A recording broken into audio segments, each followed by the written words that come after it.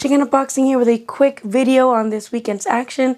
As you can probably tell, my voice has still yet to recover from this weekend's screaming at the T-Mobile Arena over the victory Yordenis Ugas pulled off. Upset victory against Manny Pacquiao. Now we're all sad about Errol Spence having to withdraw from the Manny Pacquiao fight due to a detached retina injury just 2 weeks before the fight, basically. We knew that Yordenis Ugas would be the rightful late replacement opponent, not only because he had already had a full camp, because he was supposed to be the co-main event for this card, but because we knew that they had unfinished business. Well, actually not unfinished business, because the business with Manny Pacquiao never started, but there was some sort of conflict there because of the WBA. You know, as we know, the WBA stripped Manny Pacquiao of that belt he got against by defeating Keith Thurman, and stripped them and gave it to Yordenis Ugas, even though WBA claimed that no, it was still Pacquiao that was a champ, but Ugas had the belt. And then Sean was kind of like talking shit about WBA about that. It's just, you know, as we know, the WBA a mess. But that's another video. Today we're talking about Yordenis Ugas and Manny Pacquiao. So while, you know, Manny and Yordenis never necessarily had beef outside the ring, there was kind of a needed fight to make sure who is the champion. Is it Manny? Is it Yordenis Ugas? And with the performance from Saturday night, Yordenis Ugas said, "This is my belt, and now I can now nobody can tell me that I didn't win this belt the right way because I just defeated the man who had it, who was Manny Pacquiao." Now, while a lot of people, including myself, didn't give Yordenis Ugas that big of a chance to defeat the legend Manny Pacquiao, he kind of proved everybody wrong. And not only because he had just the perfect style to negate Manny Pacquiao's every attempt to land anything of significance, but because he came in not just wanting a paycheck. He really wanted to make a statement that Saturday night. But what made Yordenis Ugas dictate the pace of the fight and never let Manny get into rhythm like he usually does? Was it just his size and reach advantage? Because that reach and the jab was there trying to, you know, maintain his distance and preventing Manny from being able to even reach Yordenis Ugas for the entirety of the fight? Or was it just that Manny Pacquiao was just old? You know, I love him, but maybe age caught up to him. He is 42 years old, 43. And the inactivity, you know, when he had that spectacular performance against then undefeated, longest reigning champion, Keith Thurman, that was 2 years ago, you know, a little over 2 years ago, if I'm not mistaken. So it does bring to question whether it's just Manny Pacquiao just father time catching up to him, or Yordenis Ugas just being better than him at this moment in time. And because I don't want to take anything away from Yordenis Ugas and his performance on Saturday night, I will say that maybe he was just the better man against this Pacquiao, current day Pacquiao, right? I think sometimes because we have sentimental value and emotional attachments to those fighters, we still see them as the legends. He's a legend, but we see them kind of in their prime, or we remember Manny Pacquiao even as he was 2 years ago against Keith Thurman. But 2 years ago is a long time in boxing years, especially when you were inactive the entirety of those 2 years. So while, you know, a lot of people can say, well, Ugas would have never beat Manny Pacquiao in his prime, he still beat this current Manny Pacquiao, and this current Manny Pacquiao he's still a bad motherfucker. So, and I don't want to take anything away from Yordenis Ugas and his performance on Saturday night, especially not because he perfectly timed Manny Pacquiao. And instead of getting frustrated with Manny Pacquiao's, you know, little flurries that he does and his hand speed, he instead was very patient and simply smiled through, you know, whenever Manny Pacquiao would land successful combinations on him. He would kind of just smile and be like, okay, and, you know, kind of still wait to time Manny Pacquiao in his next attempt. And eventually he adapted really well, and just immediately after the fourth round negated most opportunities of Manny Pacquiao to even land. You know, I think his best advantages in the fight were definitely his reach, because with his reach he was able to dictate with the jab and then land that looping right hand that just made a home in the face of Manny Pacquiao for the remainder of the fight. In this fight, we also didn't see Manny Pacquiao usually do his footwork, his angles. He did, I think, in the first and the third round, I believe, were the most successful rounds for Manny Pacquiao, where he still showed some hand speed. He showed to trouble and hurt even Yordenis Ugas. But Yordenis Ugas is just the bigger guy who was able to absorb most of those punches. And because Manny Pacquiao's older, maybe he just didn't have that pop anymore. He didn't have those angles anymore. And he definitely maybe didn't have the same speed he had 2 years ago against Keith Thurman, or, even less 10 years ago. Going on about the rounds that I think Pacquiao definitely won were the first and the third. Ugas in the second came back and showed Manny Pacquiao, like, hey, I'm here to fight, dude. Like, I'm going to make it a hard fight. And that he did. And while I saw a lot of people, especially boxing analysts, giving Manny Pacquiao the fight, from the arena, I didn't see Manny Pacquiao winning that fight. And I did have some people on Twitter, on Instagram, say that Manny Pacquiao had won that fight. I personally don't see it. I saw the highlights here at home when I got home from Vegas, and I just don't see how you can give Manny Pacquiao more than 4 rounds against Yordenis Ugas. And I know that's going to maybe get me a lot of heat, but I'm not necessarily saying that it wasn't a competitive fight, because Manny Pacquiao always made it a competitive fight, and he always brought it, and he was always trying to go after the much bigger Yordenis Ugas, but he was just not successful at it. He landed a couple flurries maybe each round, but there came Yordenis Ugas with his looping right hand that just completely negated anything else that Manny could keep coming forward with. With that being said, I think the 116, 112 court card was fair. 115, 113 was a little close, but I just, don't see how anybody would give Manny Pacquiao the fight. But comment below if you did and why. I would love to discuss that with you guys. Another thing I saw on my Twitter timeline as the fight was going on was people, especially in the championship rounds, people scared that maybe the judges would not give Ugas the fight, because, hey, it's Manny Pacquiao and it may be his last fight, so let's let him retire with the glory, right? But I always felt that this wouldn't be a possibility, because though Manny Pacquiao is this legend, and yes, he's beloved by the fans, and maybe so they would want him to have a victory for his last fight, he is on his way out, and him winning, while it would bring, even more praise to him winning at this age, especially against a much younger opponent, it wouldn't necessarily change much for the landscape of who we want to see fight, which is the current, young guys, Porter, Spence, Ugas, and of course Crawford, right? So Manny winning this, it wouldn't really change the fact that we still want all these other guys to fight each other, especially Crawford, right? But also because he's on his way already, regardless.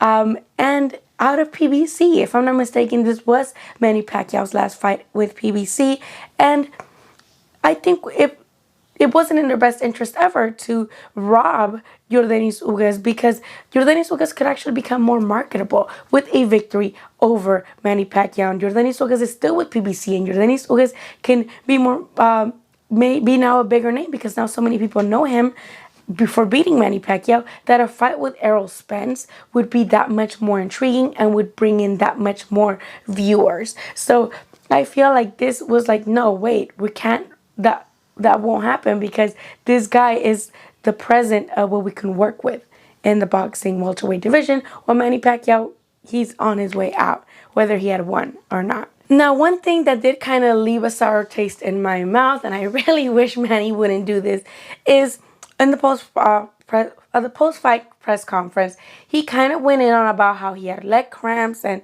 how he just, wasn't able to get, the performance that he usually does because of his legs cramping up. And some media members asked him if that was because of age. And he kind of just, went around that question. But I really don't like that he does that. Yes, he gave the praise to Yordenis Ugas, and yes, he said that this is boxing, and you win and you lose some, and sometimes you're just not the better man in the ring that night. But I really wish he would have left it at that, because by saying that he had cramps and he he just couldn't get into the rhythm because of his cramps, really makes it seem like he's making excuses, and it brings you back to the shoulder situation with the Mayweather fight and the shoe situation against Morales. I know he did say this is not an excuse, but nothing, my dude. I love you, but just take, Manny Pacquiao has nothing left to prove to us. He's already a legend. He will be remembered for generations to come as one of the best to ever do it. And I don't think anybody will ever again be an 8 division world champion. I hope I'm wrong. But Manny Pacquiao within himself is just greatness. And I wish he would know that he doesn't know anybody anything anymore. He's just an older guy, and he was already on overtime. Manny Pacquiao's boxing career was already on overtime. He had nothing left to prove, yet he was still taking on the big names. And just because he didn't win this fight doesn't mean this fight wasn't competitive. Because yes, if you look at them, they're both pretty touched up. Pinche Yordenis Ugas had un pinche chipotón aquí en la frente. And Manny was just, ni se diga, también peor. But it was a competitive fight. It's not that he just let Yordenis Ugas beat him and completely, control him. Manny was still game. Manny was still trying to make the fight competitive. So I don't see why make those claims about his cramps. And maybe they did have cramps. Maybe they do have to do with age. Maybe it had to do with an activity. He also mentioned overworking himself. He said that he would do 32 rounds every day.